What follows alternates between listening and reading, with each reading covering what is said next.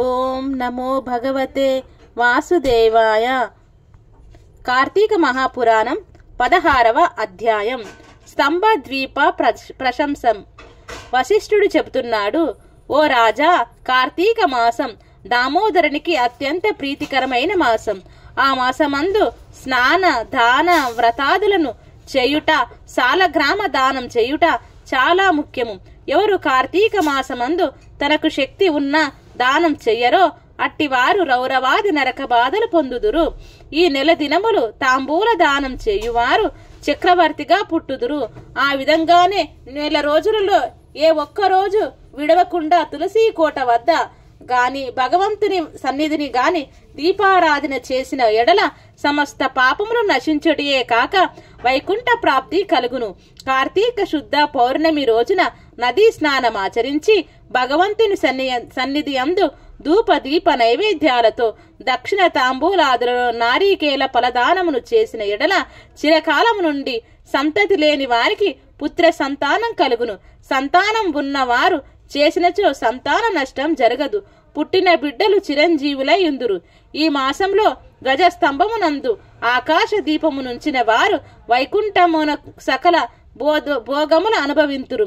కార్తీక మాసమంతయు ఆకాశ దీపం గాని స్తంభ దీపం కాని ఉంచి నమస్కరించిన స్త్రీ పురుషులకు సకల ఐశ్వర్యం కలిగి వారి జీవితం ఆనందదాయకమగును. ఆకాశ దీపం పెట్టువారు శాలి ధాన్యం గాని నువ్వులు గాని ప్రమిద అడుగున పోసి దీపం ఉంచవలయును. దీపం పెట్టడానికి శక్తి ఉండి కూడా దీపం పెట్టని వారును లేక దీపం పెట్టు వారి పరిహాసమాడుట వారును చుంచు జన్మ మెత్తుదురు. ఇందులకొక కథ కలదు, చెప్పుదను వినుము. దీపస్తంభము విప్రుడు అగుట. పురుషులలో అగ్రగణ్యుడను పేరొందిన మంతంగ మహాముని ఒక చోట ఆశ్రమాన్ని నిర్మించుకొని దానికి దగ్గరలో ఒక విష్ణు మందిరాన్ని కూడా నిర్మించుకొని నిత్యము పూజలు చేయుచుండెను. కార్తీక మాసంలో ఆ ఆశ్రమము చుట్టూ ప్రక్కల మునులు కూడా వచ్చి పూజలు చేయుచుండిరి. వారు ప్రతిదినము ఆలయ ద్వారాలపై దీపాలను వెలిగించి కడు భక్తితో శ్రీహరిని పూజించి వెళ్ళుచుండెడి వారు. ఒకనాడు ఆ మునులకులో ఒక వృద్ధుడు తక్కిన మునులను చూసి, ఓ సిద్ధులారా, కార్తీక మాసంలో హరిహరాదుల ప్రీతి కొరకు స్తంభ దీపం ఉంచినచో వైకుంఠ ప్రాప్తి కలుగుతుందని మనకందరకు తెలిసిన విషయమే కదా. రేపు కార్తీక శుద్ధ పౌర్ణమి. హరిహరాదుల ప్రీతి కొరకు ఈ ఆలయానికి ఎదురుగా ఒక స్తంభమున్న పాతి దానిపై దీపము పెట్టుదము. కావున మనమందరము అడవికి వెళ్లి నిడుపాటి స్తంభము తోడుకొని వత్తుము రండు అని పలుకగా అందరూ పరమానంద భరితులై అడవికి వెళ్లి చిలువలు పలువలు లేని ఒక చెట్టును మొదలంట నరికి దానిని తీసుకువచ్చి ఆలయంలో స్వామికి ఎదురుగా పాతిరి. దానిపై శాలి ధాన్యముంచి ఆవు నేతితో నింపిన పాత్రను దానిపై పెట్టి అందు వత్తివేసి దీపం వెలిగించిరి. పిమ్మట వారందరూ కూర్చుండి పురాణ పఠనం చేయుచుండగా పిలపిలమను శబ్దం వినిపించి అటు చూడగా వారు పాతిన స్తంభము ముక్కలైపడి దీపము ఆరిపోయి చెల్లా చెదురై పడిపోయెను.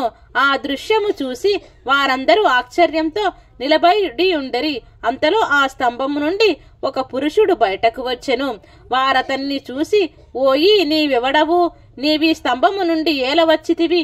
నీ వృత్తాంతమేమి అని ప్రశ్నించిరి. అంతా ఆ పురుషుడు వారందరకు నమస్కరించి, పుణ్యాత్ములారా, నేను క్రిందటి జన్మమందు బ్రాహ్మణుడను, ఒక జామీందారుడను. నా పేరు ధనలోభుడు.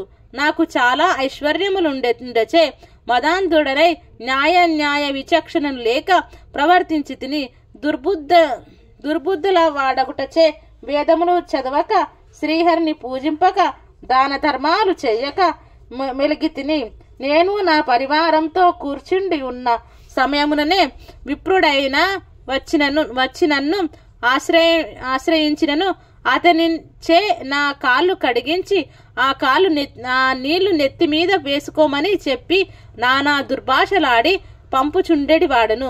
నేను ఉన్న తాపసముపై కూర్చుండి అతిథులను నేలపై కూర్చుండునని చెప్పేడి వాడను.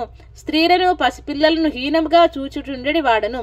అందరూనూ నా చేష్టలకు భయపడేవారు. కాని నన్నెవ్వరూనూ మందలింపలేక పోయిరి.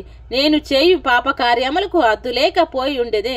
దాన ధర్మాలు ఎట్టివో నాకు తెలియవు.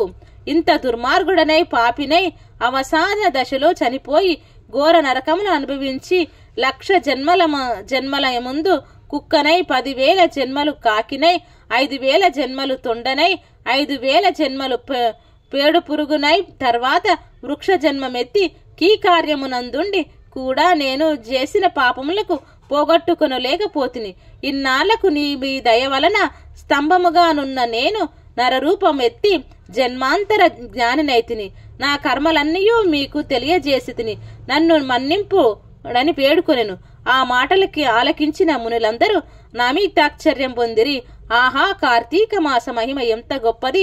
అదియూను గాక కార్తీక శుద్ధ పౌర్ణమి మహిమ వర్ణింప శక్యం కాదు.